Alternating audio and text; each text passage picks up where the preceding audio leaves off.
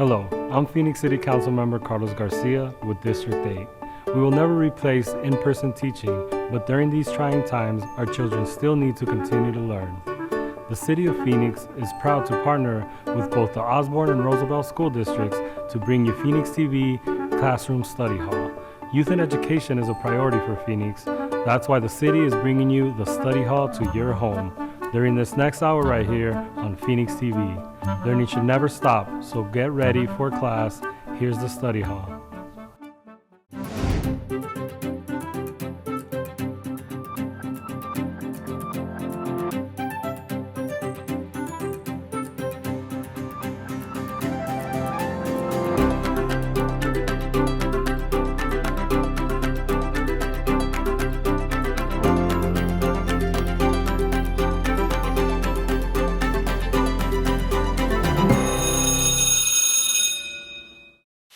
Hi again.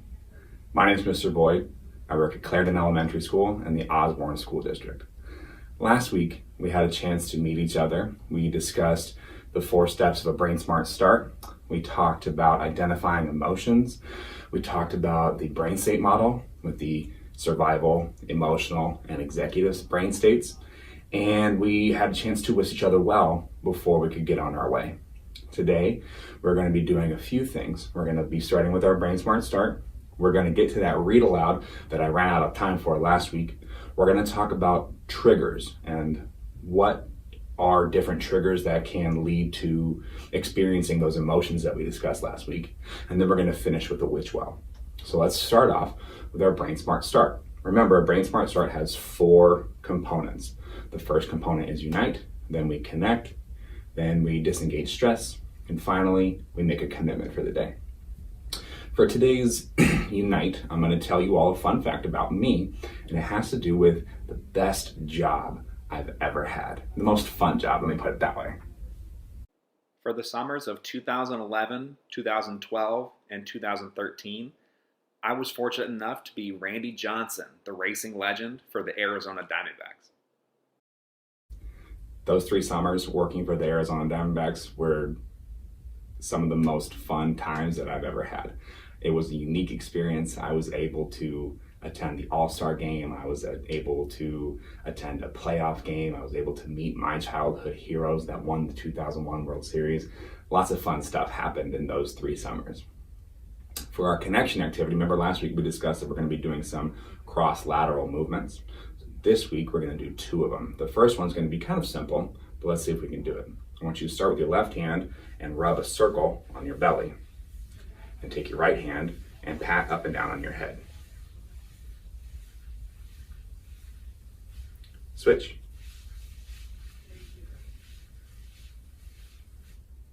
Our second cross-lateral movement is going to be a little bit more challenging. I kind of struggle with it sometimes, so let's see if I can do it right now. You're going to start with your right pointer finger, point it straight out at the camera or at me. Take your left pinky finger and point it straight out. Now when I say switch, you're going to switch. You're going to go from your left pinky to your left pointer, and from your right pointer to your left pinky, to your right pinky. See, I'm already getting mixed up when I'm just saying it out loud. So, here we go. Ready? Switch. Switch. Switch. Switch. Switch. Switch. Try it at home and see if you can do it better than I can. For our disengaging stress strategies, we're going to go over 2 new breathing techniques. The first breathing technique is called the balloon. So for the balloon, you interlock your fingers like this and place them on top of your head like this. When you breathe in, you inflate the balloon. And when you exhale, you deflate the balloon. We're going to breathe in through your nose and out through your mouth. 2 more. Breathe in. And out. Last one. Breathe in.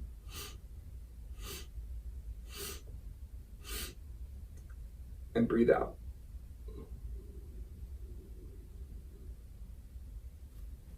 Our second breathing strategy is called the superhero breathing strategy. And when we breathe in through our nose, we put our hands on our hips.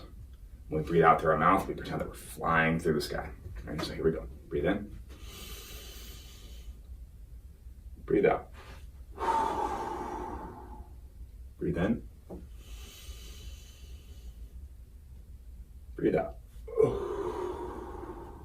Last one. Breathe in. Hold it. Breathe out. Those are 2 more examples of different breathing strategies that will help you get oxygen into your brain, oxygen into your blood system, just help you regulate yourself so that you can help try to elevate your brain state into your executive state.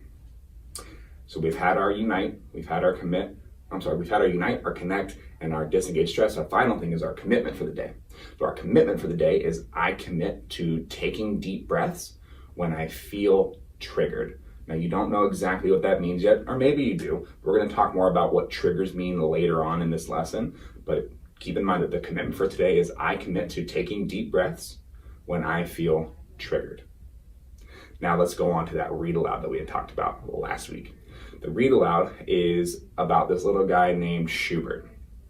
Schubert is in a series of books that I enjoy reading with children that helps us learn about empathy, helps us learn about emotional regulation, helps us learn about using our assertive voice, and helps us learn about all kinds of things that help us live the best that we can and interact with the people around us the best that we can. So without further ado, here is Schubert is a Star by Dr. Becky Bailey. Schubert is a Star by Dr. Becky Bailey. It's a stormy day in Bug Valley. Schubert and his sister Sophie are watching the rain from their kitchen window. They both feel mad because they can't go out and play. Schubert sings grumpily, "Hooray, hooray, what a yucky day. Hooray, hooray, I feel mad today." Then he stomps off to his room. That night, Schubert still feels mad. He refuses to eat dinner. "I'm not eating those worms. I don't like fried worms." He refuses to do his homework. "I'm not counting fleas. I don't like counting fleas." He refuses to take a shower. "I'm not getting in the rain. I don't like mud between my toes." Schubert wakes up the next morning feeling just as mad. He continues to sing his grumpy song. "Hooray, hooray, another yucky day. Hooray, hooray, I still feel mad today."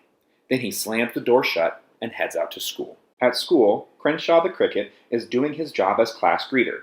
He welcomes Schubert and Sophie. "Good morning, Schubert. Good morning, Sophie. Good to see you." "Whatever," replies Schubert without even looking. Sophie says, "Good morning, Crenshaw," and they share a butterfly handshake. Schubert's body is tense. He has angry hands, angry shoulders, and an angry face. He walks toward his desk and steps on Etta the earthworm's hole just because he feels like it. Etta screams from below, "I don't like being trapped, Schubert. Please move." Schubert just stands there. Mrs. Bookbinder hears Etta use her big voice and walks toward Schubert to keep the classroom safe. As she approaches, Schubert moves his foot so that Etta can get out. Mrs. Bookbinder congratulates Etta. "You did it. You used your big voice to tell Schubert what you wanted." Then Mrs. Bookbinder speaks to Schubert. "You seem to be having a hard start this morning. Your shoulders are scrunched up like this. Your hands are balled up tight like this. You grumped at Crenshaw's greeting, and you were hurtful to Etta. Your body and actions are telling me that you might be feeling mad." Schubert says nothing. Mrs. Bookbinder points to 3 lotion bottles on the shelf. "Would you like some boo-boo cream, cranky cream, or concentration cream?" she asks Schubert. He still says nothing. "I see by your actions that cranky cream might be helpful." She takes the cream and rubs some of it on Schubert's hands, singing, "Bye-bye, crankies, bye-bye, crankies, bye-bye, crankings. It's time to say goodbye." Schubert walks over and puts his head down on his desk. Mrs. Bookbinder gathers the rest of the class together. She asks them, "Have you ever felt mad?" Altogether, they respond, "Yes." She tightens her fist and continues, "Have you ever felt bug crazy mad?" Again, they all answer yes. Mrs. Bookbinder makes an angry-looking face to go with her tight fist and asks, "Have you ever felt oodle-doodle bug crazy mad?" "Yes," the class shouts. "Yes, yes, yes." Magically, Mrs. Bookbinder softens her voice. "Have you ever felt calm?" She takes a deep breath and acts calm. The class whispers softly, "Yes." Relaxing her face, she asks, "Have you ever felt caterpillar calm?" They all whisper, "Yes." In her most peaceful voice, Mrs. Bookbinder asks one more time, "Have you ever felt oozy, doozy, caterpillar calm?" The class chants gently, "Yes, yes, yes."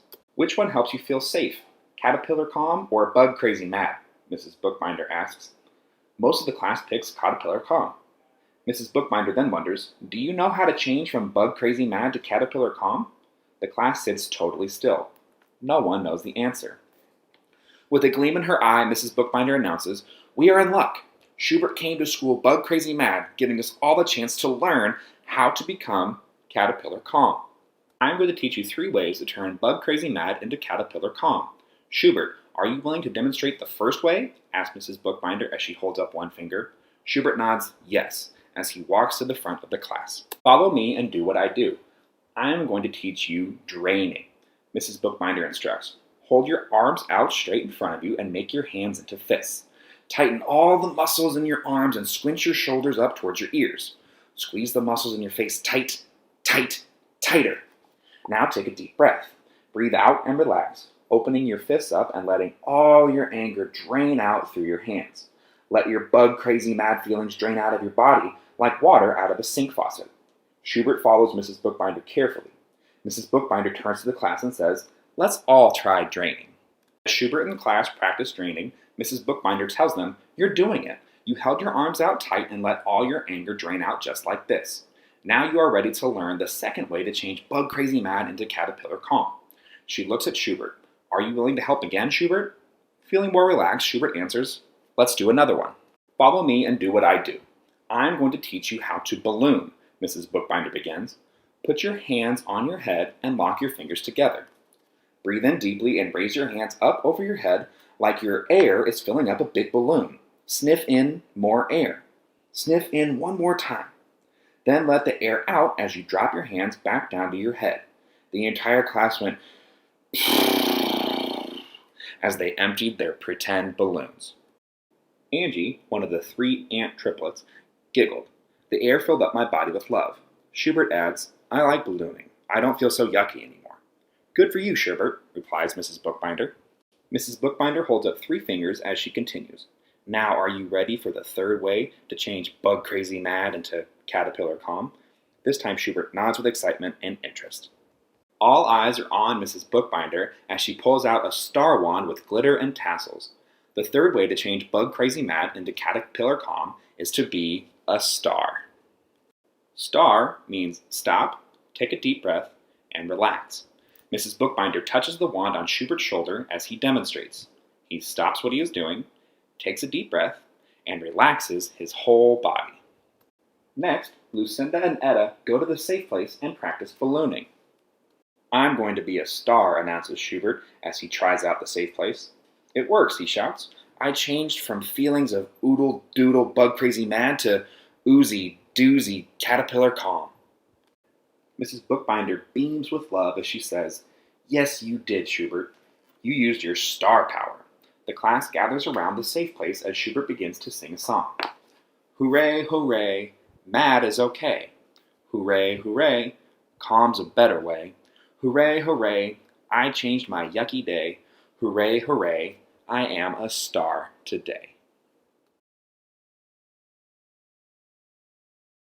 Last week, you had a chance to meet my friends, the Feeling Buddies. We looked at their nonverbal cues, which remember that's communication without using words, to help us make a guess at what emotions they were experiencing. We have angry, we have happy, maybe calm, we have sad, scared, maybe, and worried or unsure. There's lots of other emotions that you could be experiencing now and in general, but we're going to focus on these 5. Today's conversation is all about triggers and things that lead to us feeling certain emotions. So I want you to answer this question in your head. Who is in charge of you? Think about it. Who is in charge of you? You might be thinking your parents, older siblings, teachers, grandparents, coaches, people like that. But the actual truth is that the only one person that is in charge of you is you. Those other people are here to help you. They're here to guide you. They're here to teach you. They're here to help you learn. But ultimately, you are the one and only person that is in charge of you. Nobody can make you do anything. Nobody can make you feel anything. Everything that you do and everything that you feel is a choice. Now, sometimes those feelings and sometimes those actions are triggered or inspired by other events, and that's okay. But ultimately, those triggers are little things that we might initially feel angry or sad or scared or whatever it may be. But once we realize that that's just a trigger and that I'm in charge of myself, I can figure out the tools that I need to regulate those emotions, to deal with anger, frustration, fear, things like that. It's not a bad thing to feel angry. It's not a bad thing to feel scared. It's not a bad thing to feel sad. It's never a bad thing to feel the emotions that you're feeling. The important thing is that you feel those emotions, you understand those emotions, you process those emotions, and then you come up with techniques and you come up with plans to manage those emotions. There's nothing wrong with feeling big emotions, but how we deal with those emotions is key. So back to triggers. I want you to think about some triggers that are triggers for you that might lead to you feeling angry. I feel angry when other people are unsafe when they're driving on public roads. I feel angry when my own safety and the safety of the people in my car is being threatened.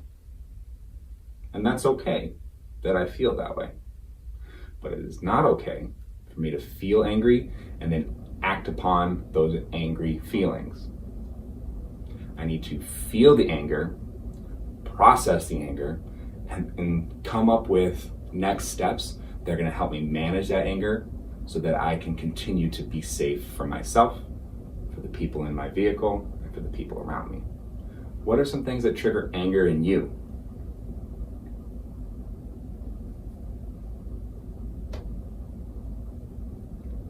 Next, I want you to think about things that trigger happiness or calm emotions. For me, I feel happy when I see people doing something for somebody else. Acts of service and being helpful are things that trigger the happy emotions in my brain and the happy emotions in my heart. What are some things that trigger your happiness?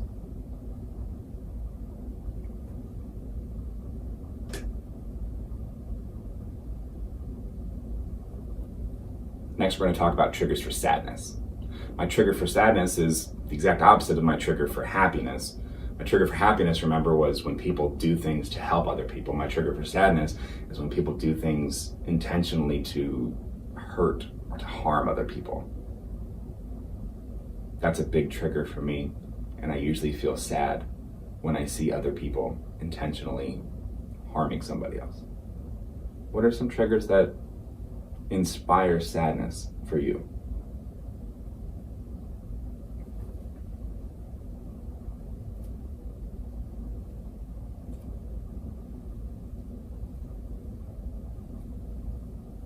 Next, we have scared.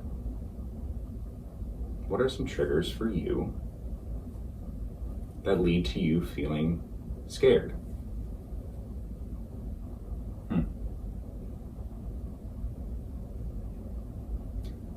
To be honest, I'm kind of scared of the ocean. The ocean is kind of a weird place. You don't really know what's going on there. You never know what's swimming around you. Thinking about open seas and deep waters, that kind of triggers scared emotions for me. What's a trigger for your sadness? I'm sorry, what's a trigger for your scared emotions?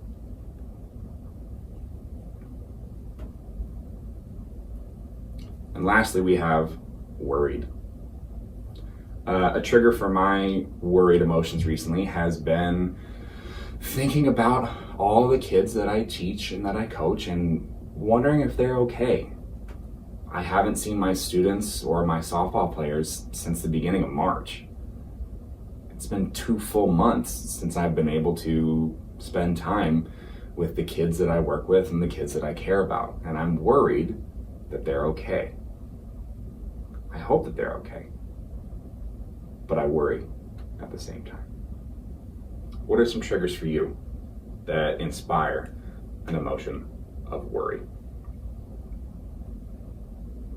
As I said at the beginning of this segment, these emotions are perfectly okay. There is nothing wrong, and you should never feel bad or feel guilty or feel shamed about feeling angry, sad, scared, worried, things like that. Those emotions are perfectly natural, and everybody experiences them. It is okay to feel those big emotions. But it's important that we realize that we are feeling those big emotions, and then we take a few deep breaths. Remember, that was our commitment for the day when we're feeling triggered, is to take a few deep breaths, and then we take the necessary steps to coping with those emotions. Now, how do you cope with those emotions? We'll talk about that next week when we come back for another lesson on social emotional learning. But for now, let's transition into our wish well, our wrap up for the day. I want you to think of people that you want to send a well wish to, or you want to send good vibes to. Remember, or for those of you that weren't here last week, when I wish somebody well, I do a few things. The first thing that I do is I put good energy into the environment around me. And when I put good energy into the environment around me, I feel better, physically, emotionally, mentally, things like that. When I think about people that could use or could benefit from a well wish, I help strengthen my sense of empathy. Remember, empathy is when you are capable of experiencing the other emotions that people are feeling, so that way you can relate to them and understand what is happening with them, how they are feeling, what emotions they're having, things like that. So when I wish well, I'm helping myself, I'm helping the people around me, and I'm also just kind of helping the energy in the world. So today, I want to wish well for my parents. Today, the day of this recording is actually May 5th, and it is the, 36th anniversary of my parents' wedding. So I want to wish them well. Happy anniversary to my mom and dad. Today, May 5th, is also one of my best friends in the world. It's his 30th birthday. With social distancing and quarantine, I won't be able to spend time with him today, and I feel triggered. I feel sad that I can't spend time with him. But I know that once all of this is over, I'm going to see him again. I'm going to celebrate him appropriately. He's a teacher up at Shadow Mountain High School. He teaches high school English, which that's actually the high school that I went to too. That's kind of funny that it's a small world thing like that. So happy birthday to my friend, my dear friend, Mr. Millette. I want to kind of reiterate some of my wish wells from last week. I want to wish well to people that are struggling in this time of quarantine. I want to wish well to anybody that has lost a job during this time.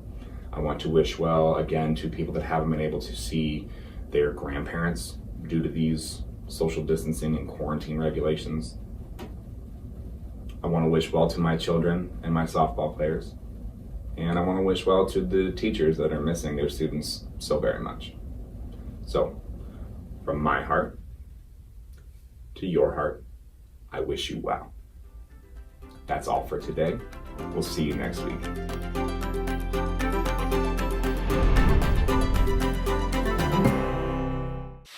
Hi guys, my name is Mr. Wagner, and thank you so much for joining us for today's music lesson.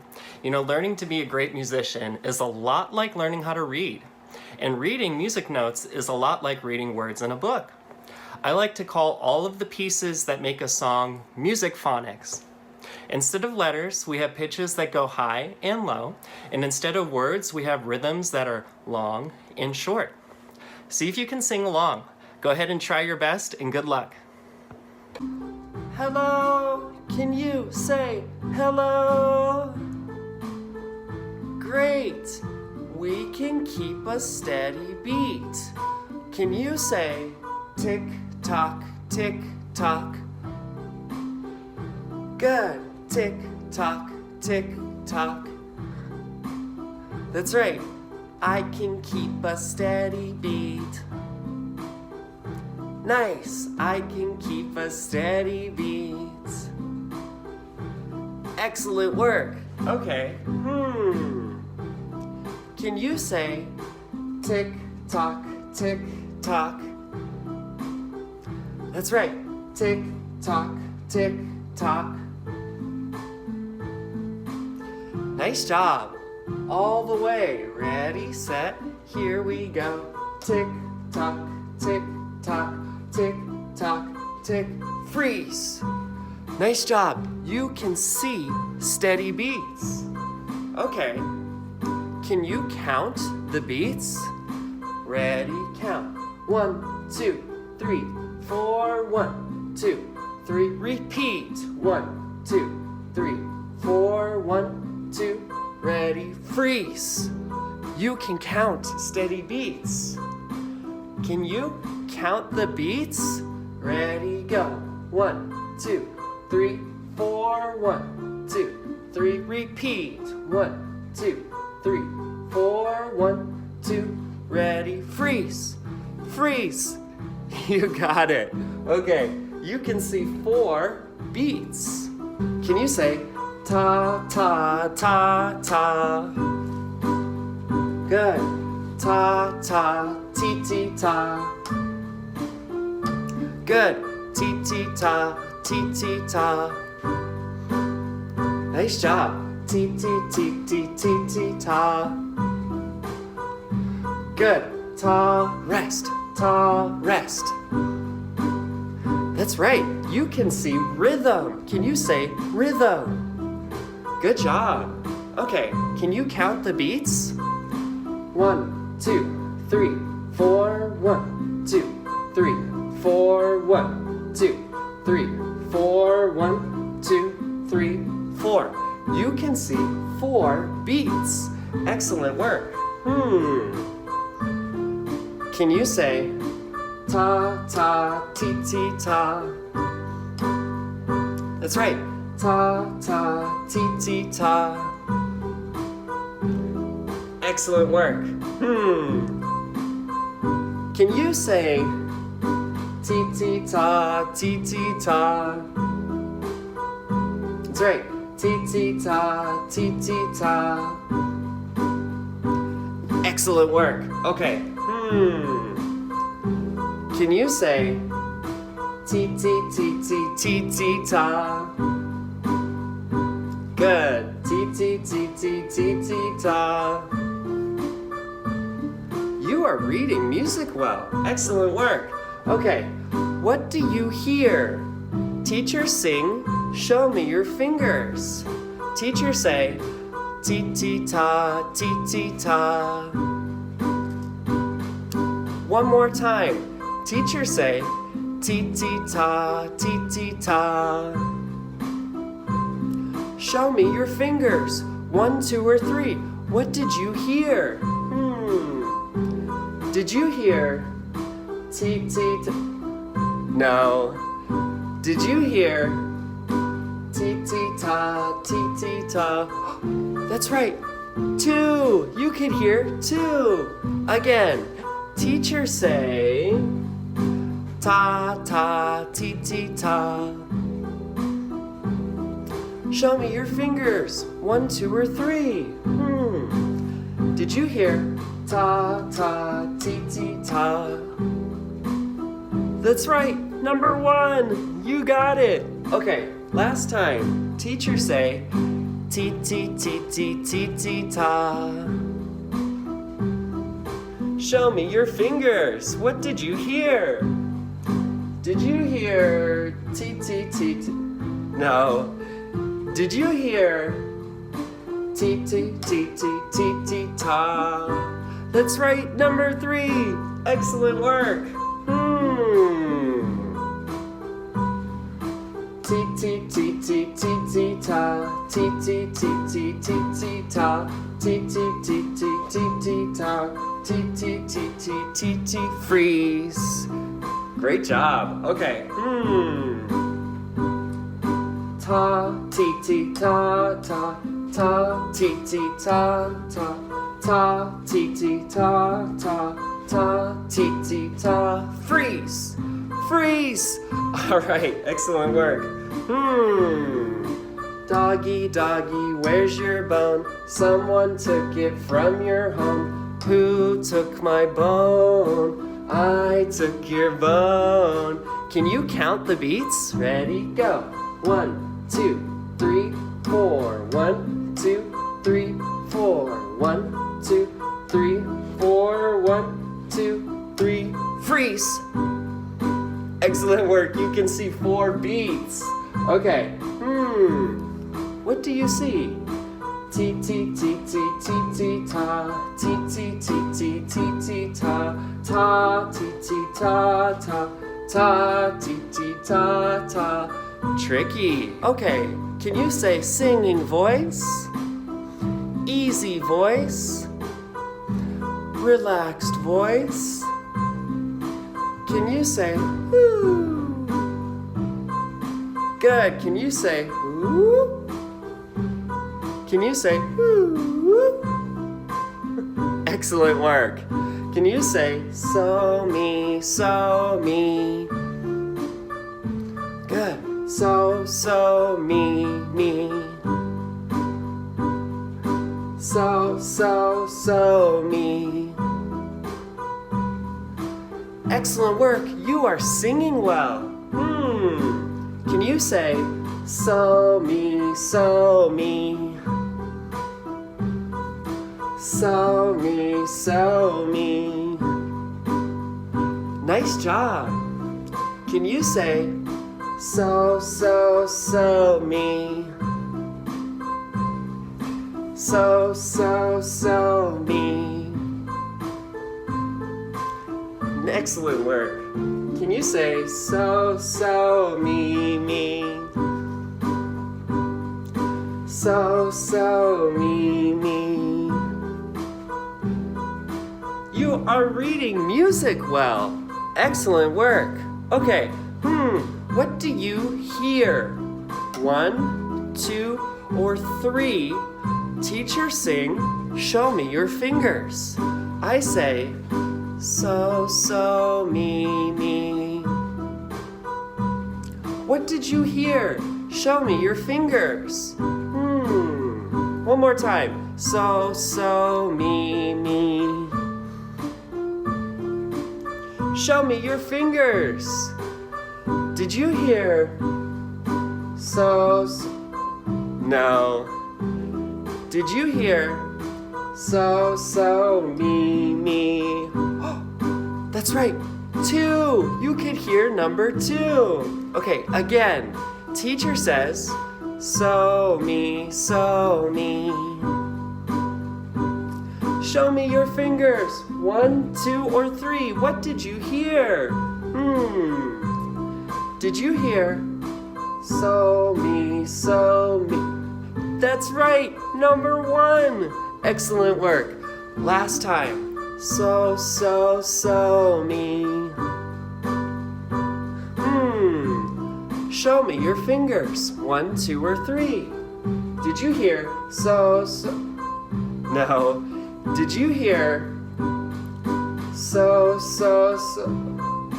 No. Did you hear? So me.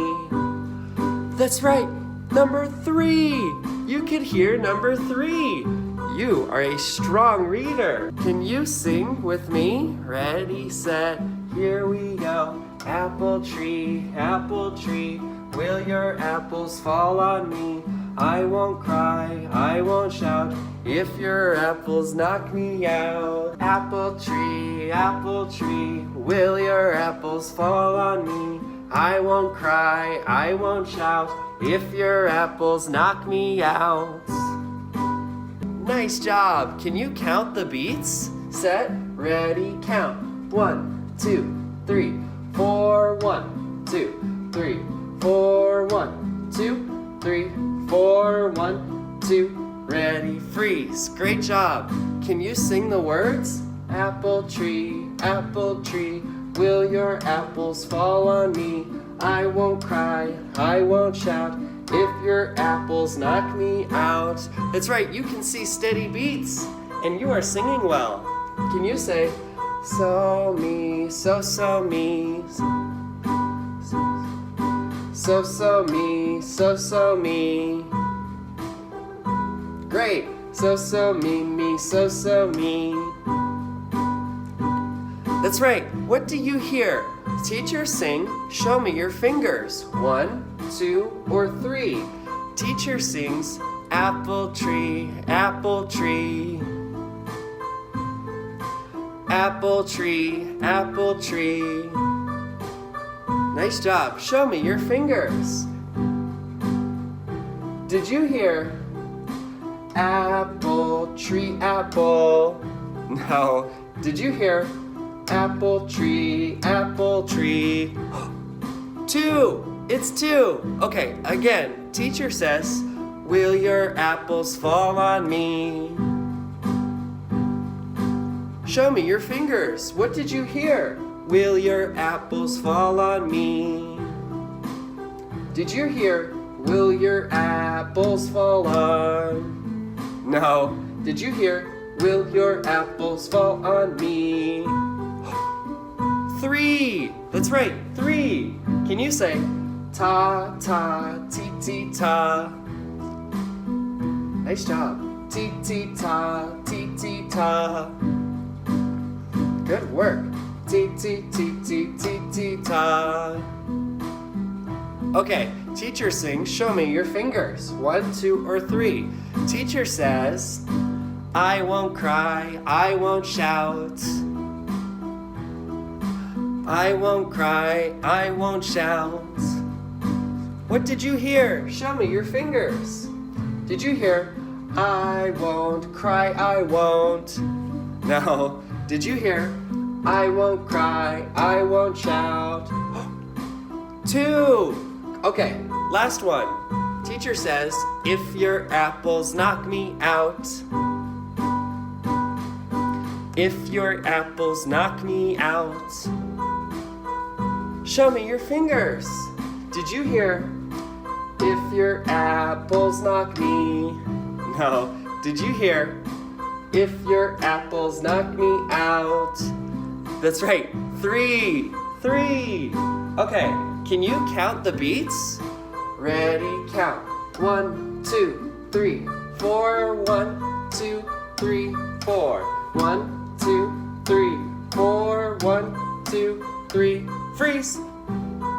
All right, good. Can you say rhythm? Rhythm is taught in TT. Okay, what rhythm do you see? Ta. What rhythm do you see?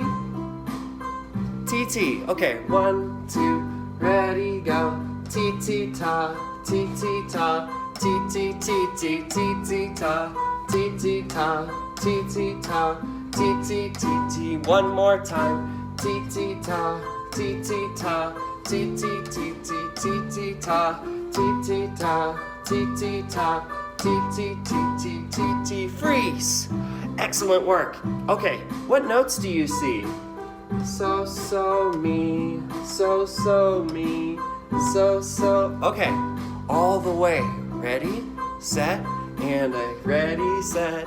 Here we go. So, me, so, me, so, me, so, me, so, me, so, me, so, me, so, me. Okay, do you see me or me? Me. Okay, do you see me or me? Me. One more time. Ready, go. So, me, so, me, so, me, so, me, so, me, so, me, so, me, so, me. That's right, you are reading music well and you have strong ears. Okay, can you sing the words? Ready, set, here we go. Apple tree, will your apples fall on me? I won't cry, I won't shout, if your apples knock me out. That's right, you are reading music well. Great job. What do you see? A, B, B, A. Can you count the beats? Ready, go. 1, 2, 3, 4. 1, 2, 3, 4. 1, 2, 3, 4. 1, 2, 3, 4. Great job. Okay. What rhythm do you see? Ta. What rhythm do you see? T-T. Okay, all the way. Ready, set, here we go. Ta, ta, T-T, ta. T-T, T-T, T-T, ta. T-T, T-T, T-T, ta. Ta, ta, T-T, ta. That's it. You are reading music well. One more time. Ready, go. Ta, ta, T-T, ta. T-T, T-T, T-T, ta. T-T, T-T, T-T, ta. Ta, ta, T-T, ta. Excellent work. Okay, what do you see? So or so-so? So. So or so-so? So-so. What do you see? Me or Mimi? Mimi. Okay, I can see so me, so me, so me, me, so me, so me, me, so me, so me, so me. That's right. One more time. So me, so me, so me, me, so me, so me, me, so me, so me, so me. Excellent work. You are reading music well and you have strong ears. What song do you see? Rain, rain, go away.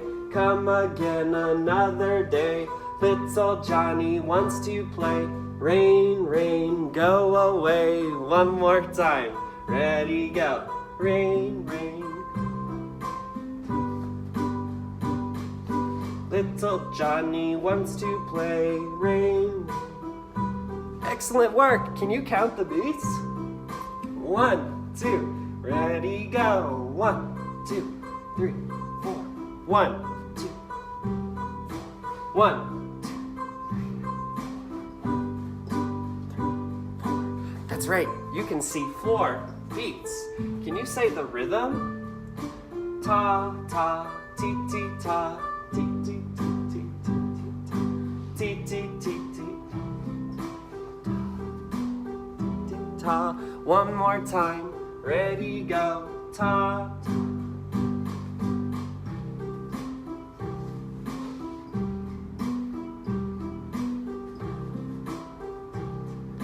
Excellent work. Okay, what notes do you see? So me, so me. Ready? Here we go. 1, 2, here we go. So me, so me, so me, me, so me. So me, me, so me, so me, so me. Last time, ready, go. So me.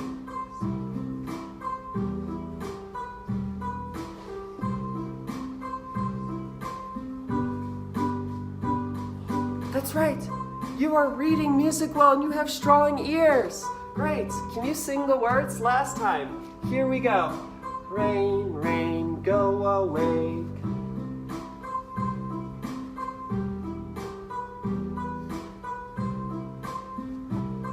That's it. Great job. You are doing great. Okay, I will see you next time. Can you say goodbye? Thank you. Good job. Bye-bye.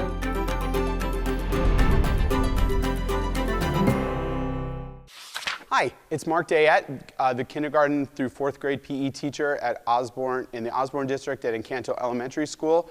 We've got some fun activities to do at home, some brain breaks, exercise, put all these together, get your heart going. You can do these inside, outside. I've got a member of my PE crew helping me out today, so we're gonna have some fun with these. We're gonna do one set of these. You can do as many as you want. You can do 1, 2, 4, 5, come back to them. What you wanna make sure though, before you start, always have some water, get yourself hydrated. If any time during the workout you don't feel good, take a break, get some more water. Ready, PE crew? All right, our first one is a neck warm-up. We're going to stand with our hands on our hips. Just going to move our neck back and forth to count to 10. 1, 2, 3, 4, 5, 6, 7, 8, 9, 10. Okay, next one is a hip warm-up. Hands on our hips. Keep our feet together on the floor. We're just going to move our hips back and forth. Count to 10. 1, 2, 3, 4, 5, 6, 7, 8, 9, 10. All right, our next one is jog in place. We're just going to get our blood flowing a little bit more. Again, jog in place, stay where you're at. Make sure you keep, especially now, 6 feet apart from someone that you're working with. Again, count to 10. You ready, PE crew? Okay, 1, 2, 3, 4, 5, 6, 7, 8, 9, 10. All right, now we're going to do some squats. That means we're going to bend with our knees and come back up. If you can hold for just a second on your knee and then come up. 10 again. Here we legs fet a little bit shoulder width apart and down. 1, 2, 3, 4,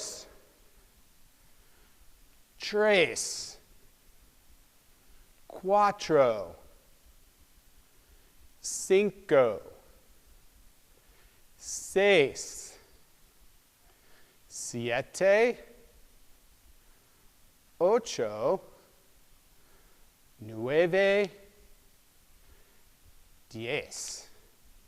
All right, this one is jumping jacks. This one we use both our feet and our hands. Start again with our hands shoulder, our feet shoulder width apart, hands out over our head. Ready, begin. 1, 2, 3, 4, 5, 6, 7, 8, 9, 10. All right, PE crew, do you like to play basketball? Yeah. All right, this one is going to be practicing like you don't have a basketball. We're going to practice. It's called the bend and shoot. So we're going to bend down, kind of like our squat, and this time we're going to come up and pretend like we're shooting a basketball. 10 of these again. Ready? Begin. 1, 2,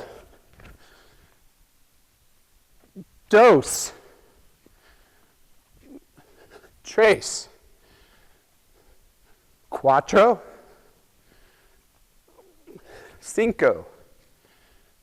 5, 6, 7, 8, 9, 10.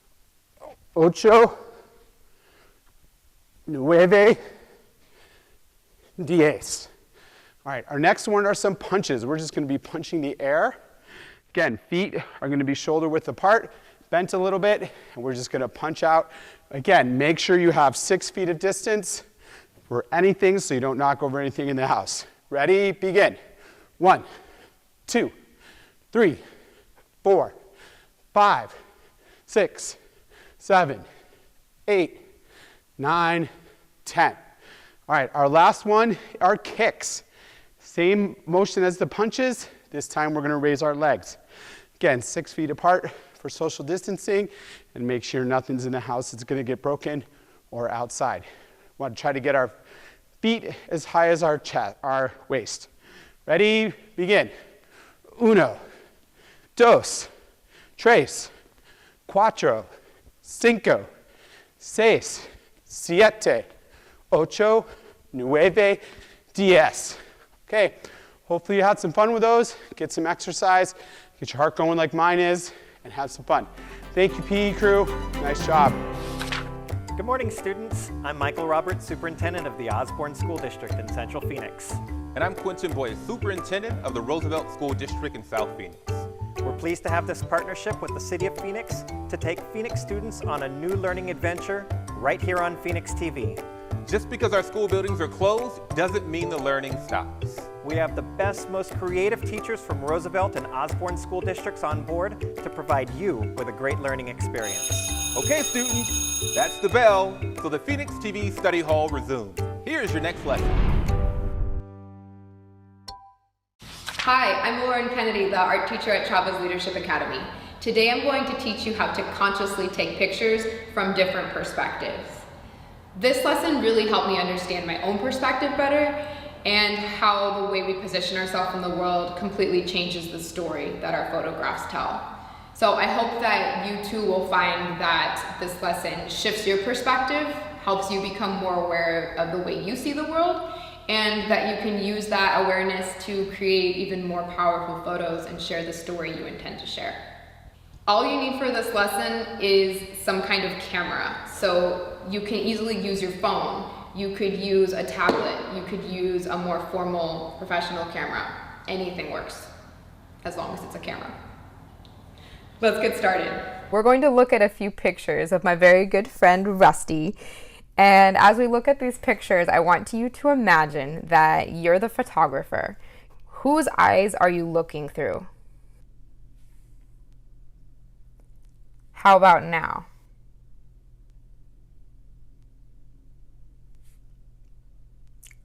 And what about with this one? So what we understand really depends on our perspective or our point of view. I took all 3 of these photographs, but it can start to feel like we're looking through 3 different sets of eyes because of how I changed my vantage point or point of view, perspective. I want you to imagine again that you're the photographer of these pictures and consider how would you position yourself to take each one. So let's go back to that first one that I showed you. All right. So you're the photographer. How would you position yourself to take this picture? When we take a picture like this, I call this human's view. It's your normal line of sight when you're standing and looking straight forward, or in this case, crouching down. The reason why is because you're level with the subject. You create a sense of equality, that the photographer and the subject are equal. So you can think in this picture that I'm another dog looking at Rusty. We're the same level. It's a very documentary style shot because of how it makes things look equal.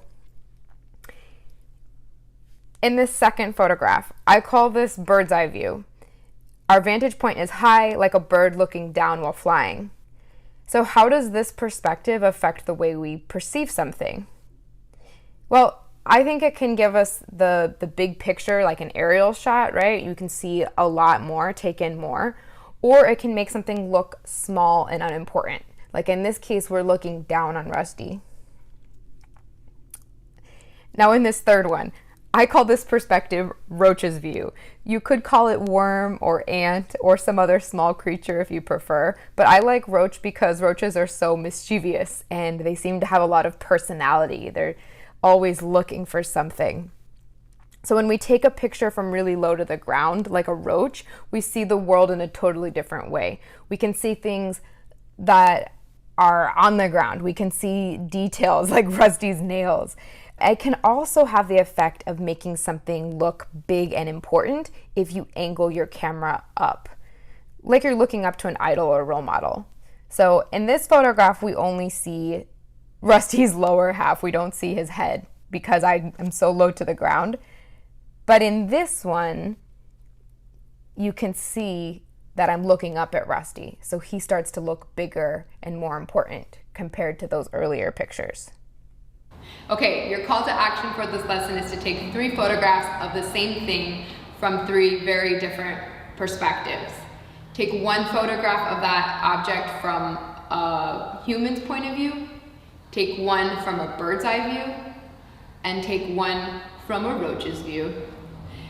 I don't care which order you take the pictures in, whichever comes naturally to you, but please be very intentional about how you take those pictures so that you capture those unique characters, those unique viewpoints. If you're really looking for a challenge, instead of 3 pictures of the same thing, you could try the exercise 2 dozen, where you take 24 pictures, yes, 24 pictures of the same object, all different perspectives. Have fun with it, be creative, take risks, use your imagination to make it more interesting, and thank you for engaging in this lesson. Looking forward to seeing you in lesson 3.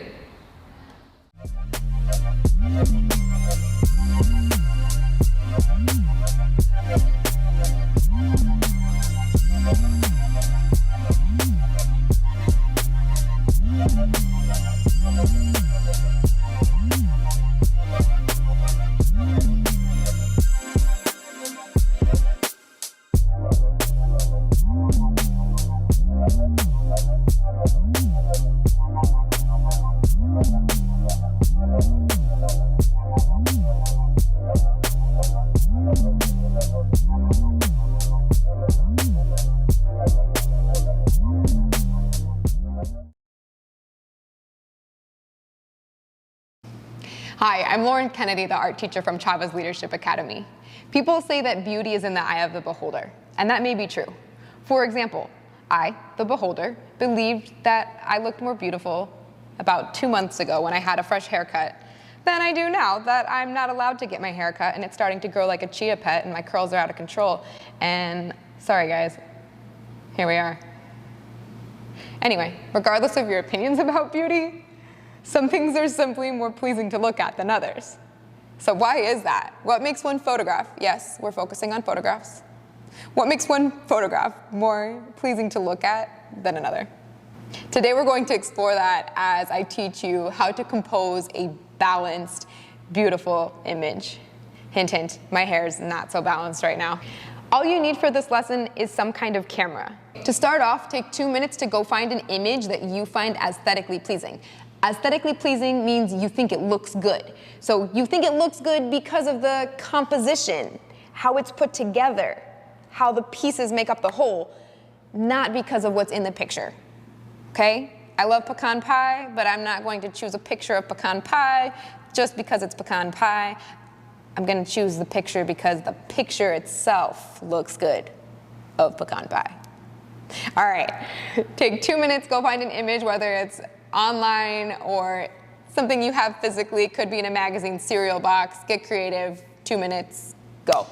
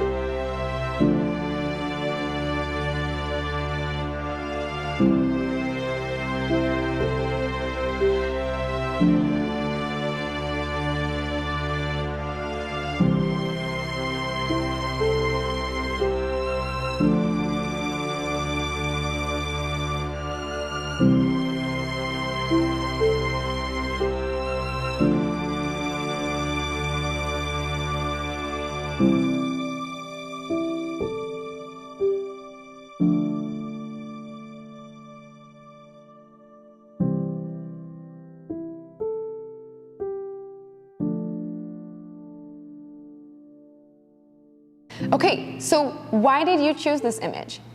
You might be thinking, I don't know, I just chose it because I like it, and that's totally fine. We have this intuitive sense, like that gut feeling of what we like and don't like. But chances are that you also chose that picture because the composition is balanced. You maybe didn't think that, but your eye said, this is yummy, I like this, because it's balanced in some way. Let's look at some examples of balance to help you better understand and see if maybe your image fits into one of those categories. There are 3 main types of balance: symmetrical, asymmetrical, and radial balance. In this first picture, we see symmetrical balance. Symmetrical balance means that if we're to divide the picture down the middle, it's pretty much the same on both sides. You can think of it like butterfly wings or a mirror image. It's like a reflection. Let's look at another one. Okay, now this is another symmetrical photograph. But what's different about this one? Yeah, so in this one you can see that instead of being divided along a vertical midline, it's divided along a horizontal midline here. And this one actually is a reflection like a mirror image. I took this picture in San Francisco. There was a nice rainfall, and I got to capture the reflection of street art. Okay, now this is a different kind of balance. In this photograph, what we see is radial balance. Now, what does radial sound like? Think of the words that you've heard before. Any words that sound like radial? Well, if you guessed radius, you're absolutely right. They come from the same root word, right? So here, like the radius of a circle, right? Radial balance starts from a center point and moves outward in a circular fashion. So you can see like the lemon here, and then my grandmother's doily beneath it, and so on. You can see a little bit better here, that radial fashion. We see radial balance quite a bit in nature with flowers and seashells. You get that spiral outward. Mandalas are a great example of radial balance in art. Okay, now we're looking at asymmetrical balance. Asymmetrical, right? It's like symmetrical balance, but it's the opposite. And what I mean by that is it's balanced simply because it is. It just works. The size and weight of objects or parts of the image just balance each other out. Now, that might not sound like a very good reason. So photographers have developed this rule of thirds. Photographers go by the rule of thirds for some guidance in how to understand asymmetrical balance and really use it in powerful ways. So let's take a look at this one. So I drew this grid. If you notice, the green lines show vertical thirds, right? I cut the frame into thirds vertically, and horizontal thirds, right? So there are 3 pieces vertically and horizontally, which make a grid of 3 times 3 equals 9. All right. Photographers say that if you place points of interest along these intersections, people will look at the photograph longer, that it's actually more interesting because the eye wants to travel through.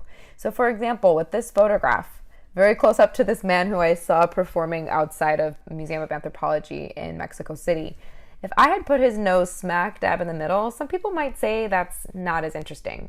It would be symmetrical, right? Like his face is symmetrical, but by shifting it over a bit and putting his nose on this intersection, it creates a bit more space for our eyes to travel and look into his eyes and then travel to this breathing space over here on the left side. If I had centered his face and made this a perfectly symmetrical photograph, we wouldn't have this breathing room that gives us that space to look at the photograph longer. Let's look at another.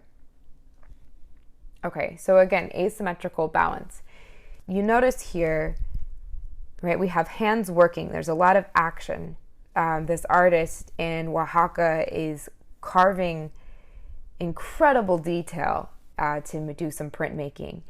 And then behind him, you notice the background's really boring. It's pretty bland, right? Like there's not a lot going on.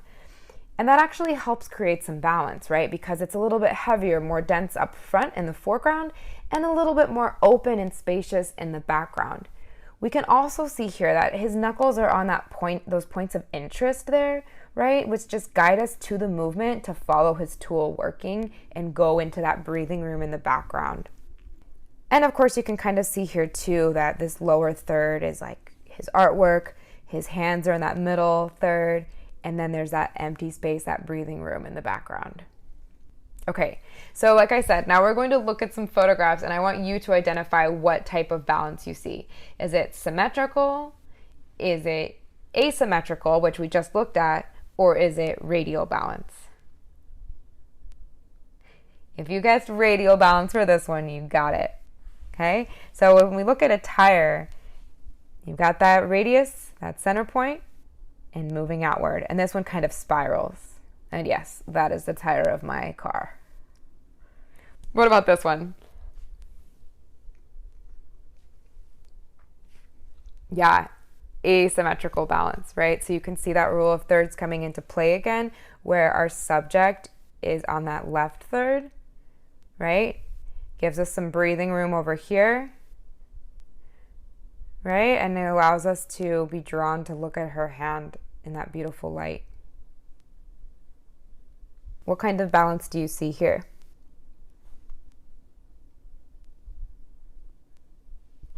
Yeah, we've got that symmetrical balance with that vertical divide there, right? And of course, it's not perfectly symmetrical, but pretty close to it. We've got that fan of the agave on this side, as well as this side, and then the mountains in the background.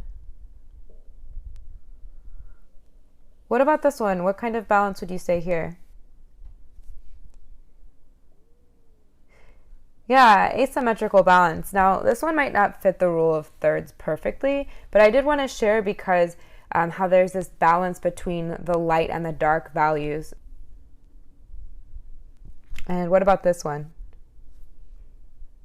So yeah, we've got that asymmetrical balance again, and we can use the rule of thirds as a guide, but I really wanted you to just see here, right? We've got this line of dogs, and that diagonal starts to guide our eye towards the background, right? So we can follow those dogs and look at each one.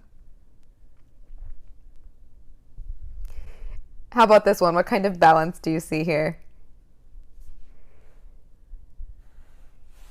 Yeah, so again, we've got that symmetrical balance. And that's it. Nice job. Your call to action for this lesson is just to take 4 photographs, but each photograph needs to show a different kind of balance. Now, I know I only taught you 3 kinds, but stick with me. The first one is symmetrical balance. The second, radial. The third, asymmetrical.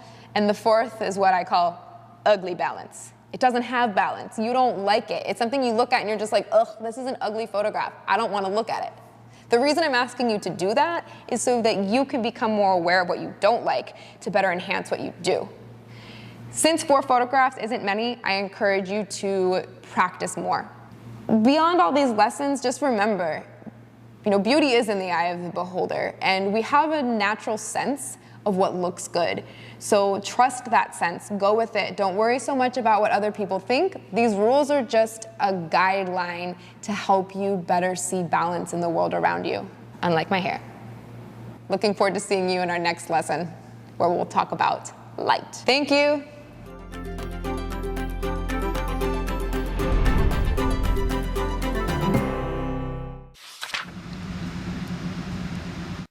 Hello everybody. Today's lesson is brought to you by Roosevelt School District. I am Coach Newsome representing Valley View Elementary. Coach Pettet from Campbell Elementary. It's hot outside, scorching. Today's theme is water. We're going to work up a sweat with our fitness routine, and then we're going to have fun using water. The first thing we're going to do today, kids, is a warm-up. It's very important to get your body warmed up first, even before you do stretches, to get the blood circulating through your body. It allows your muscles to relax. You do not want to stretch a cold body. All right, so the first thing we're going to do today is arm circles. So put your arms out flat. Go. 1, 2, 3, 4, 5. Reverse for 5. 1, 2, 3, 4, 5. The next exercise we're going to do to warm up the shoulders are arm swings. Remember to keep your arms at your shoulders width. Ready? Begin. 1, 2, 3, 4, 5. Good job. All right, good job warming up those shoulders. Now let's move to our midsection. The first exercise we're going to do is called trunk twist. Try saying that 3 times. So what I want you to do is reach side to side 5 times as if you are trying to touch the other opposite wall. Ready? Begin. 1, 2, 3. Good job. 4, 5. Way to go. The next exercise we're going to do is called windmill. Windmill, I want you to spread your legs, slightly bent, and do not rush. Take your time. You're going to bend down to touch each one of your legs. Follow me. Ready? Begin. 1, 2,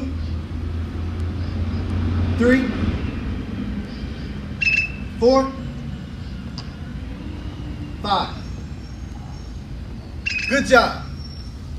Good job, kids. Now we're going to warm up our hips. The first exercise is called the Heisman. bring your opposite knee to your opposite elbow, and we're gonna do 5 of these. Ready? Begin.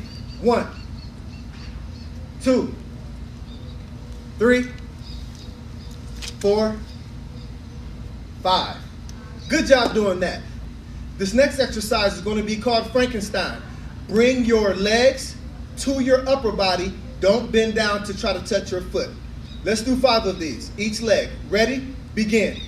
1, 2, 3. Good job.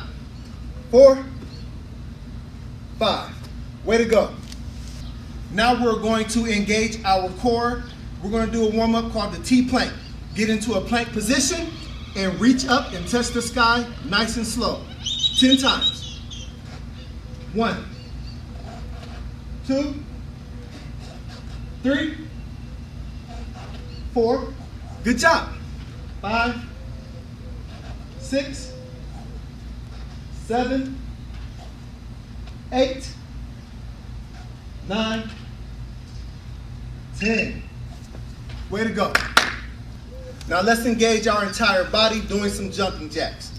10 of these. Ready? Begin. 1, 2, 3, 4, 5, 6, 7, 8, 9, 10. Good job. Let's do some jump rope. Imagine that you have an imaginary jump rope, and let's do 10 jump ropes. Ready? Begin. 1, 2, 3, 4, 5, 6, 7, 8, 9, 10. Good job. Good job warming up. Now we're moving right into our workout. The challenge is do as many as you can of each exercise within this 25 seconds. We can do this. It's lunges. Go. When you step out, try to make sure that your knee does not come over your toe. Keep your back straight as possible. Do as many as you can. Good job.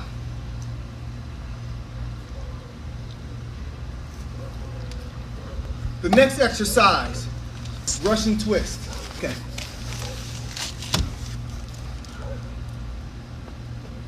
Lean back like a sit-up, chest up, breathe, and rotate side to side. Touch each side of your body many times as you can.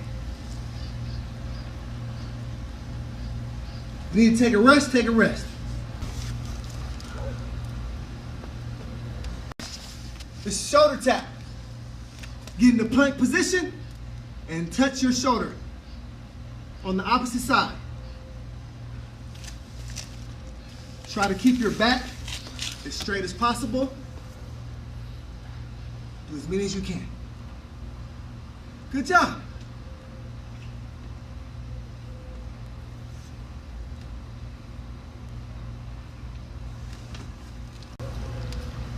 The next exercise is Russian twist. Russian twist. Should I do it? No, I'm just. Okay.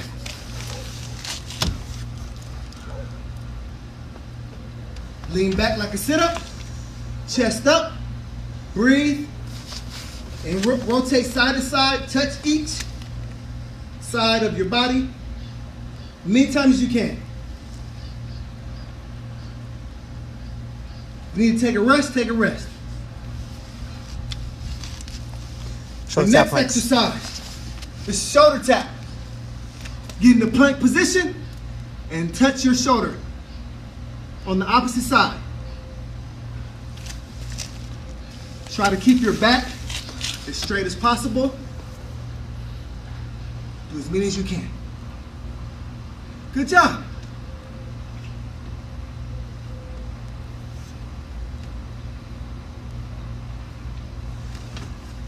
Squats. All right, next exercise, squat. Bend down. Put all the weight on your heels. Arms out in front of you. Go as low as you can.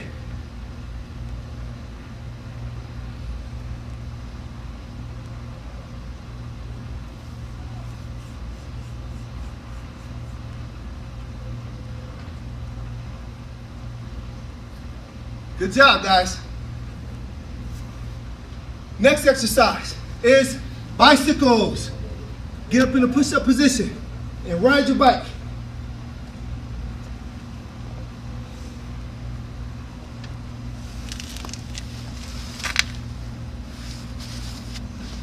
Take a break when you need to, and then get back in it. You can do it, keep going.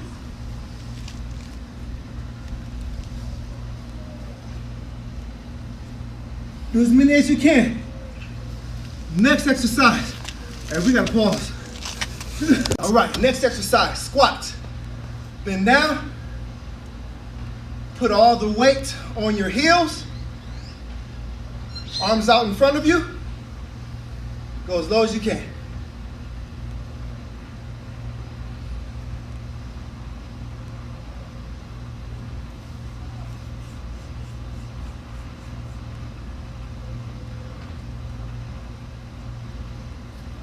Good job, guys.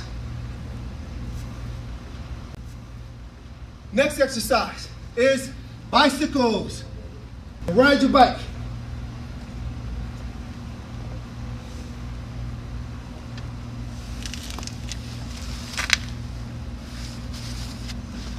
Take a break when you need to, and then get back in it. You can do it, keep going.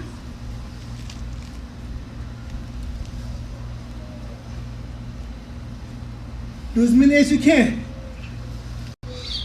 All right, good job. Now we want to start working in our plank position and do the T-planks.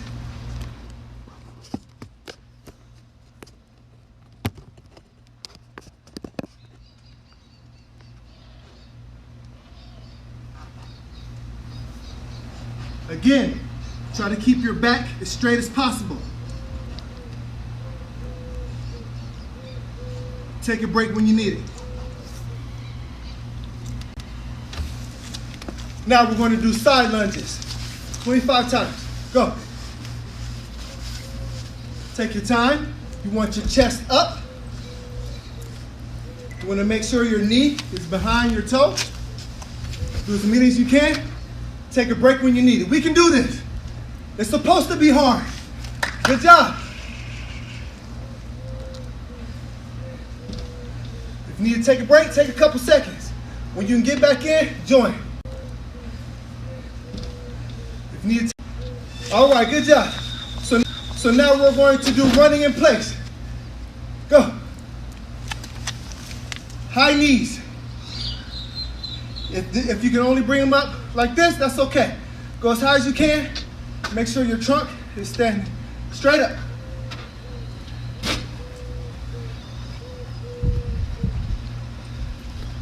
Take a break when you need it.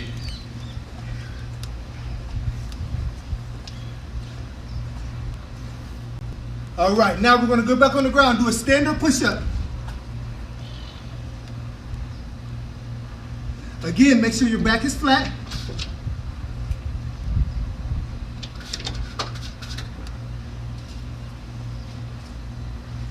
Arms underneath your shoulders and maybe a little wider.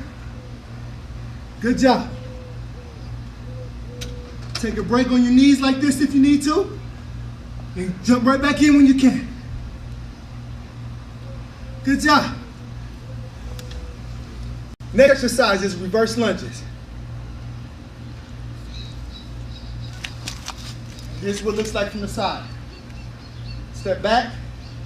Again, you want your knee behind your toe. You might lose your balance, that's okay, take your time. Do as many as you can with proper form. Trunk straight up. There you go. All right, next exercise, we're going to do mountain climbers. Plank position again, I know it's hard, we can do it. Act like you're climbing the mountain. If you can go faster, you can. If you need to go a little slower, that's okay. Take a break when you need it. Jump back in when you can.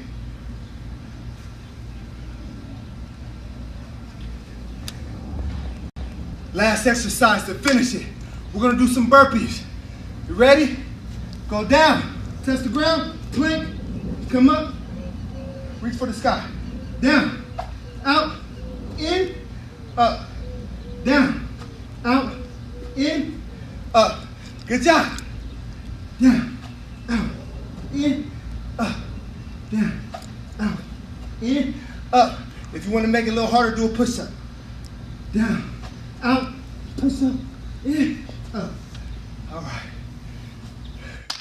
Good job. Hydration tips. So our bodies are made up of 70% water, so drink water as often as you can. Carry a reusable bottle with you at all times. If you're thirsty, you're already probably dehydrated. Fruits and vegetables are a good source of water. Limit drinking soda, teas, and juices. They oftentimes dehydrate you. When you're feeling hungry, that is an indication that you need to drink some water. You're not always needing food. The easiest way to tell if you're hydrated is the color of your urine. It should be clear or slightly yellow. If it's dark, you're a little dehydrated.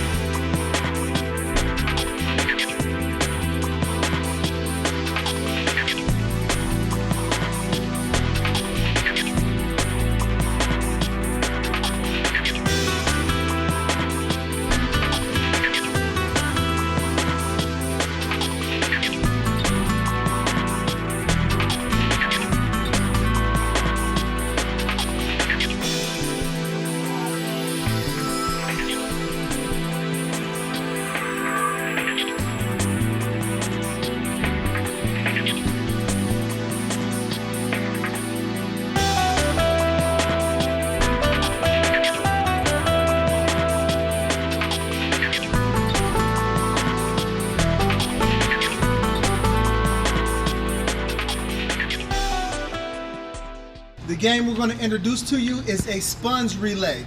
The first person that fills up their bottle using the sponge wins. The materials you need are 2 sponges, 2 bottles, a bucket to put the water in, and that's it. Have fun.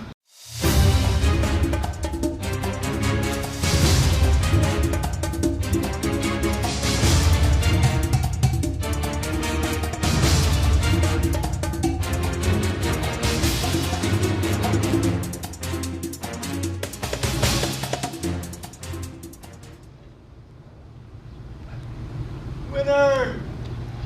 Let's talk about some hygiene tips now. Wash your hands for at least 20 seconds before and after you eat and after you cough. You want to make sure that you limit things while you're out in public. Try not to touch your face. If you have to sneeze or cough, cough and sneeze into your elbow. At night, make sure you're brushing your teeth, and in the morning, you want to make sure you're also taking a shower or a bath every single night. After that, make sure you use deodorant. Last but not least, get plenty of sleep, 7 to 8 hours a night.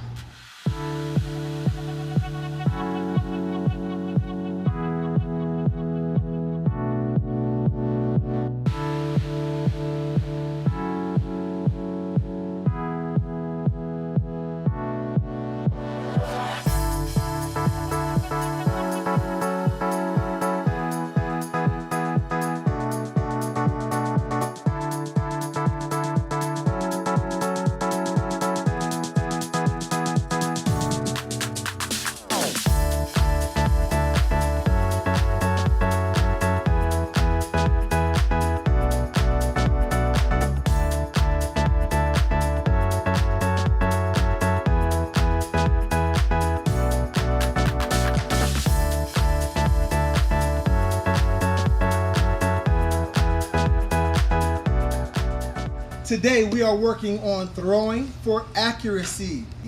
Overhand throws, 5 balloons. How many targets can you hit?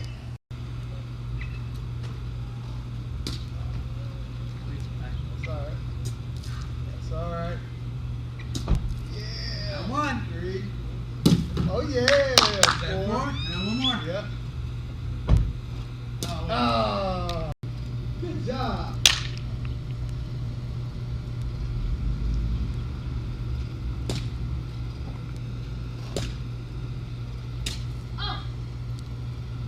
Was that 3? Yep.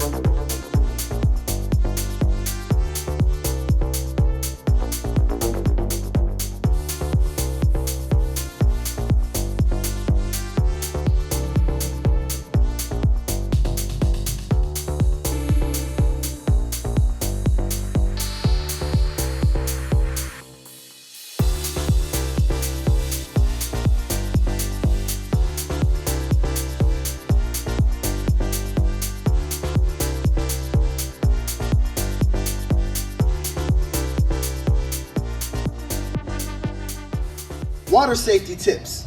Never swim alone. Always swim with an adult. Wear a life vest or floaties until you learn how to swim properly. Always enter the pool or water feet first. Diving into shallow ends can cause serious injury. Stay away from pool drains. Stay within designated swimming areas. Know what to do if in case there is an emergency. Don't jump in to save anyone. Reach, throw, don't go. Use a floating device or a long object to help a struggling swimmer. And if necessary, always call 911. Stay safe.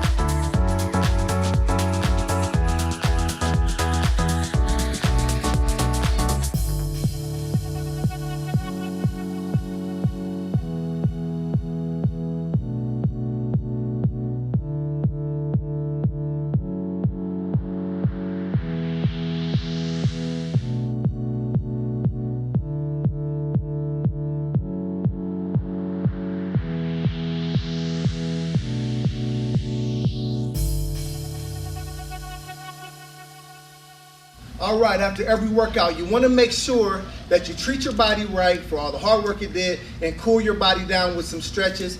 Also, this is a good time to get you some hydration in as well, okay? All right. We're going to stretch it from head to toe. Hold it for 15 seconds. Nice and easy. Take some deep breaths. You worked really hard. Very proud of you, each and every one of you guys. And we're just going to reach across and do the other side as well. Not too hard. You don't want to hurt yourself. You want to make sure you can feel it a little bit. Use the opposite arm to kind of hold it a little bit. Good job. Everyone's doing fantastic. All right. Big chest. Grab your hands behind your back. Roll your shoulders back and push down. And out a little bit. Good job. This is stretching your chest. This is what it looks like from the front. Good job. Now we're going to stretch our back. Intertwine your fingers and lock it out. You can run your back out. You should feel that going across your shoulders. Stretch our triceps. Reach the arm up. Opposite hand.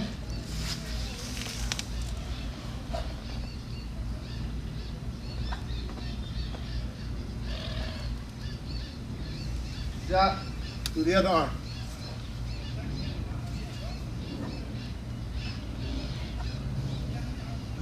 Opposite arm can help the other arm stretch. Good job. Next stretch is the quad stretch. It takes a little bit of balance. Pull down on your opposite ear, helps out a little bit.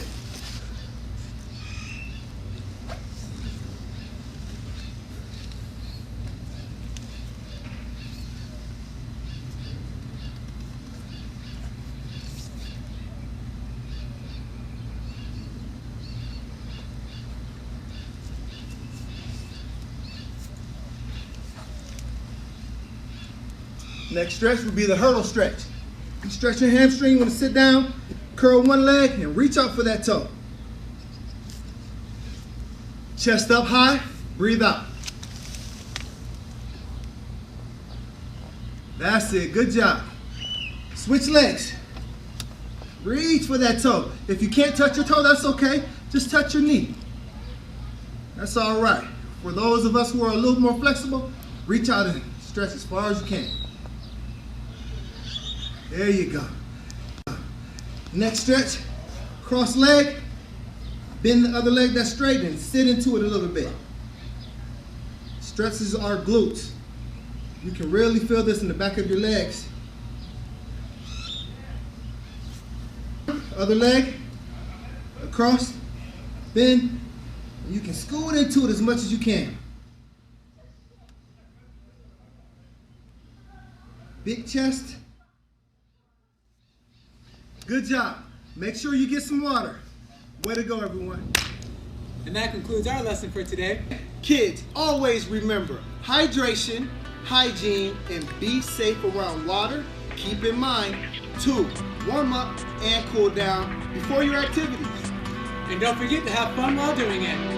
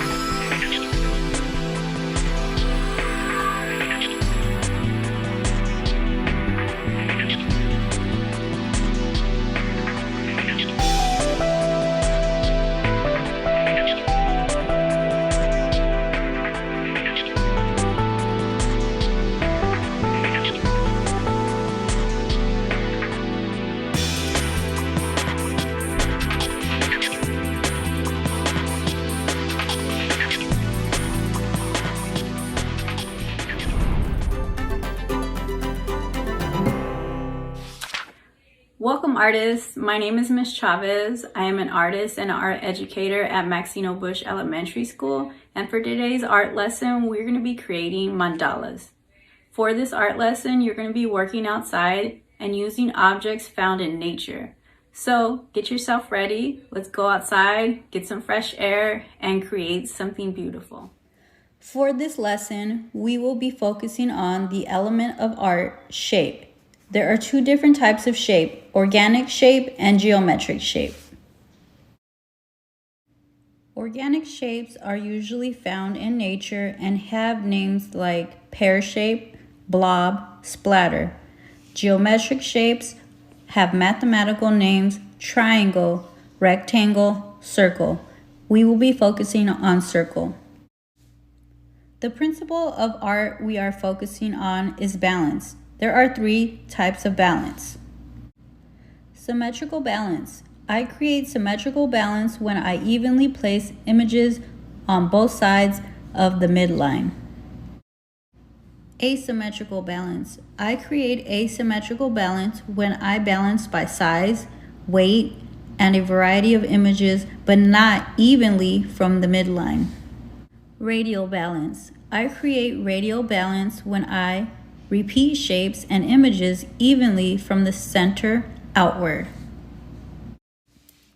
Again, those three types of balance are symmetrical balance, asymmetrical balance, and radial balance.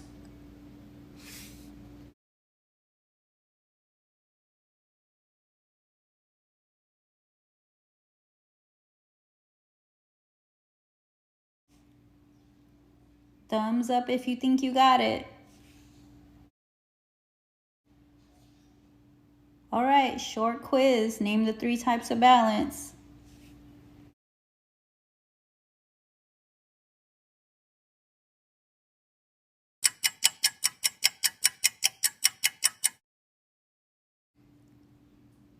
If you said asymmetrical balance, you are correct. Great job.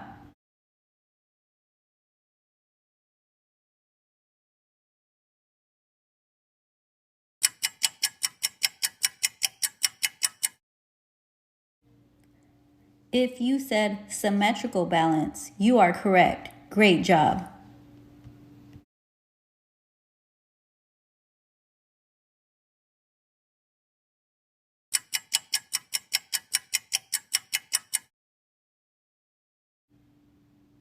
If you said radial balance, you are correct. Great job. We will be using radial balance for our mandalas today. You will start from the center of your circle and work your way outward, similar to a spiral. Mandala is a Sanskrit word for sacred container or circle. For this project, we will learn about Tibetan monks and their healing art of sand mandalas.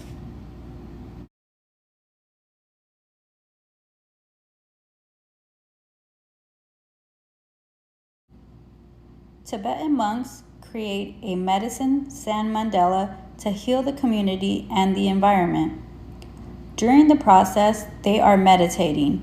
Every grain of sand is giving a blessing. They first begin by mapping out their design, starting with the center, working outward. They have tiny grains of colored sand in their funnel, and they begin a tapping method to pour out the grains of sand. Do you think they are working fast and loud, or do you think they are working slow and silent?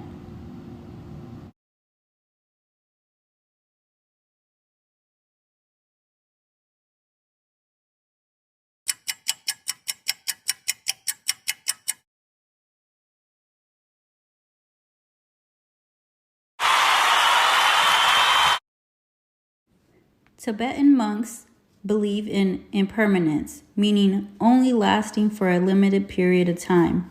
You shouldn't be attached to anything. So when they are done creating their mandala, they destroy it. It returns back to the earth.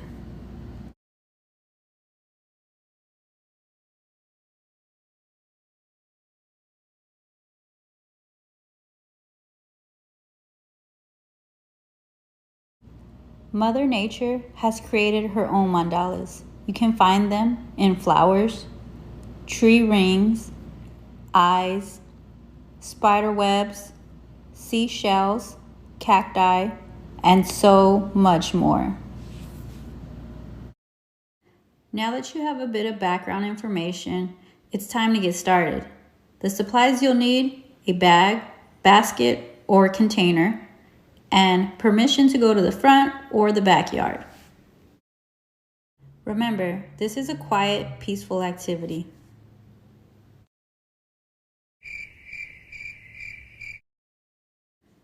Step 1. Go outside and look for examples of mandalas in nature for inspiration.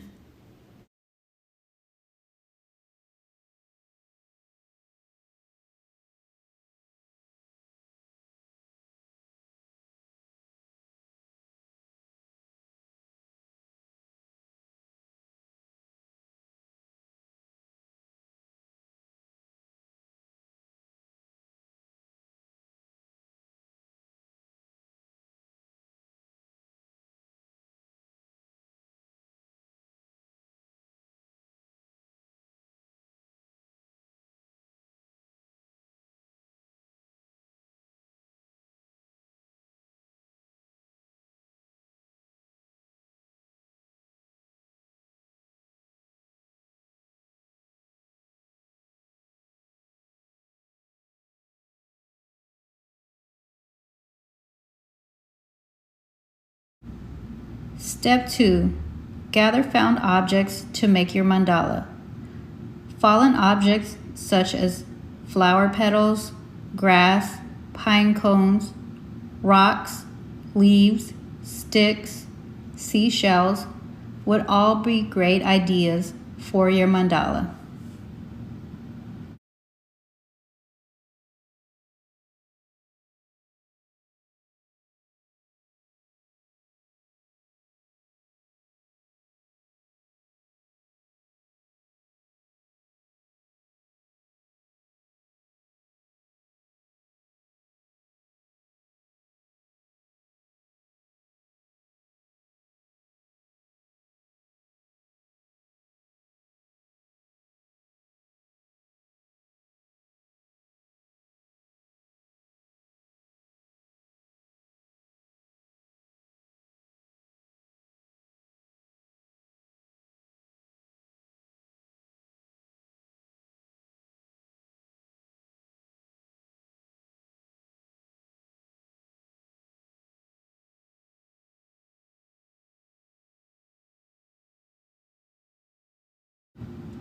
Please be careful not to pick up any sharp objects like glass or cactus. Use what has already fallen off the plants. Please, let's not hurt plants by pulling them.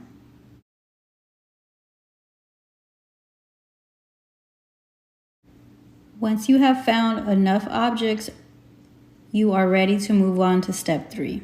Step 3, find a clear, quiet workspace so you can start your mandala.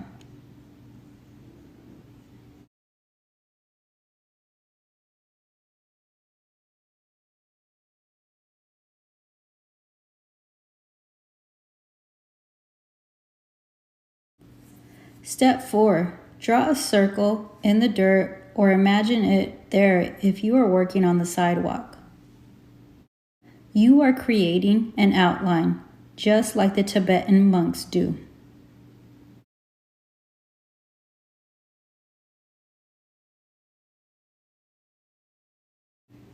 Clear the circle by brushing anything away, removing large sticks, stones, and anything that you are not going to use. Remember, a clean workspace is a happy workspace.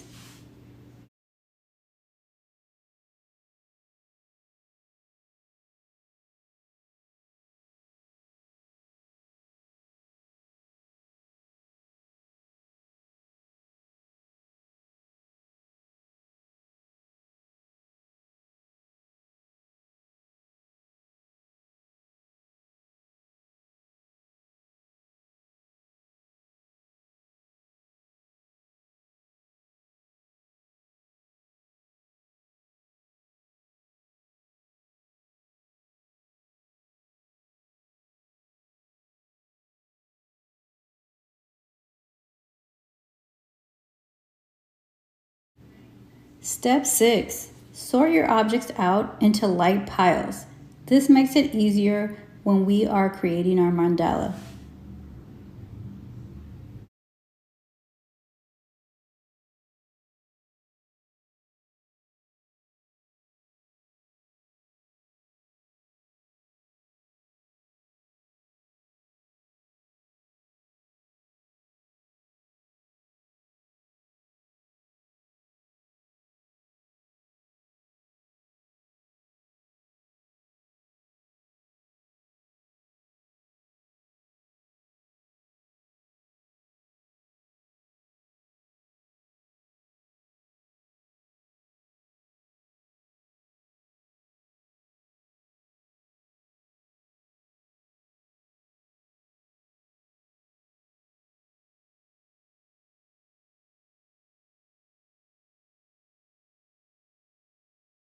Step 7. Breathing.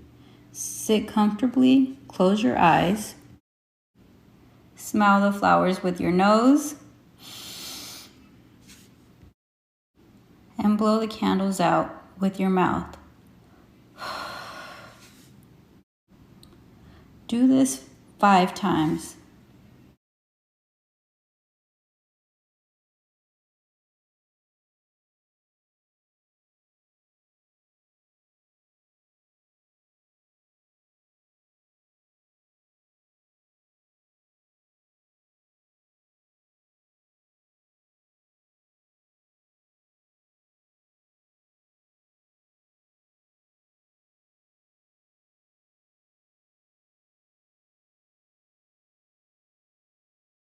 Now it is your time to set your intention. What do you want your mandala to heal? Once you have your intention, hold it the whole time you are creating your mandala. Step 8. Find the center of your mandala and mark it with your first object.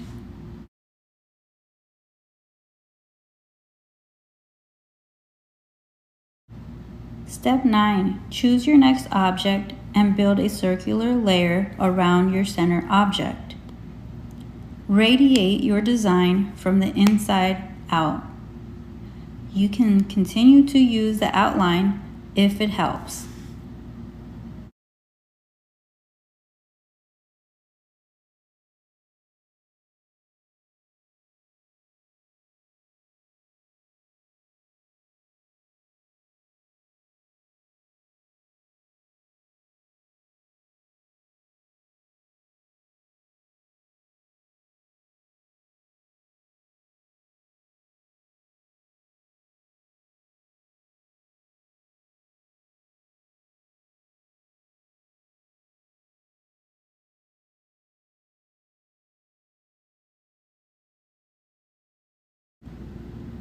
Step 10. Continue to add as many layers as you would like. Your mandala can be big or small. It's really up to you. Stop when you feel like it's done.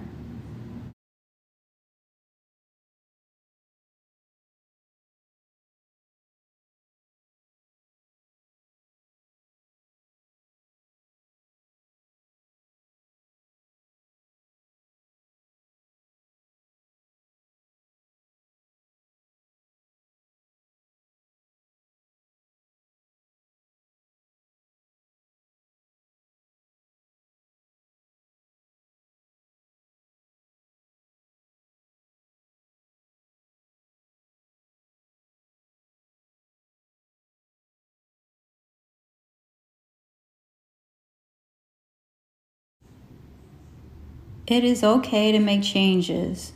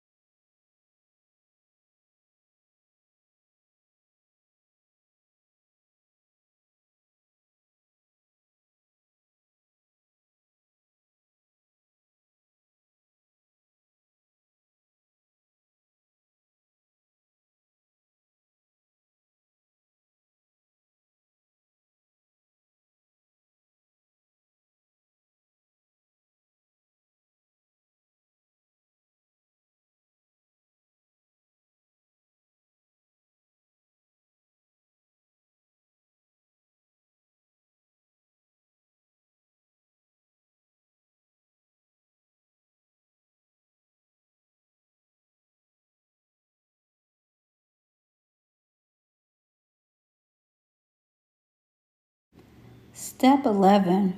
Once you have completed your mandala, take time to admire it. But remember, impermanence.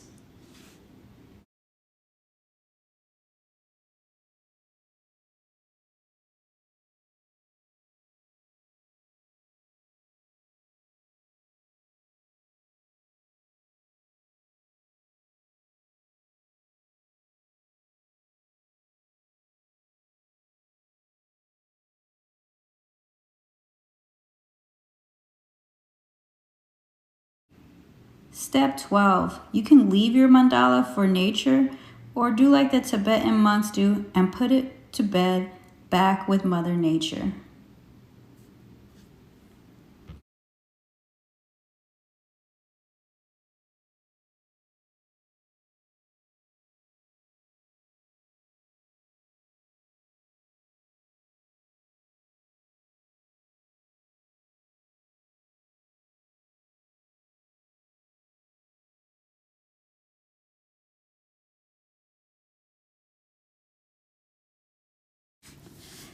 Here are some examples of other mandalas people have done from all over the world.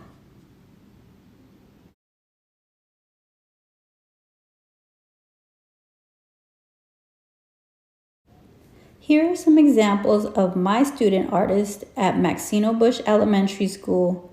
They have created these mandalas and sent them to me via email. Great job, Wildcats.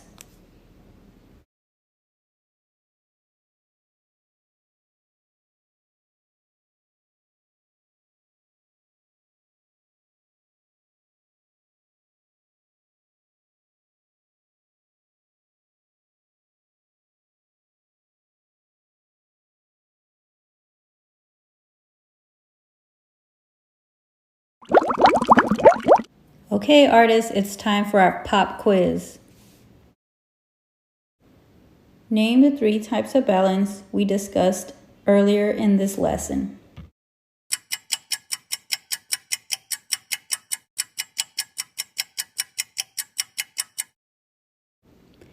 If you said symmetrical, asymmetrical, and radial balance, you are correct. Great job.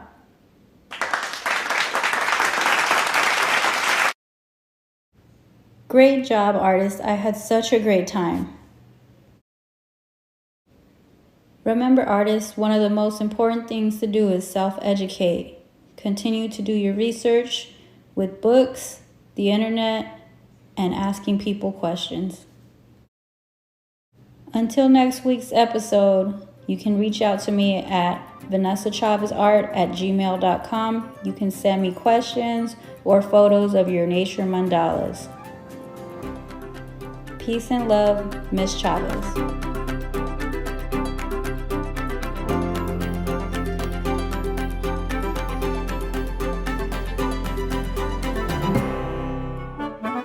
You've been watching Phoenix TV's Study Hall, brought to you by District 8 and our partners at Osborne and Roosevelt School Districts.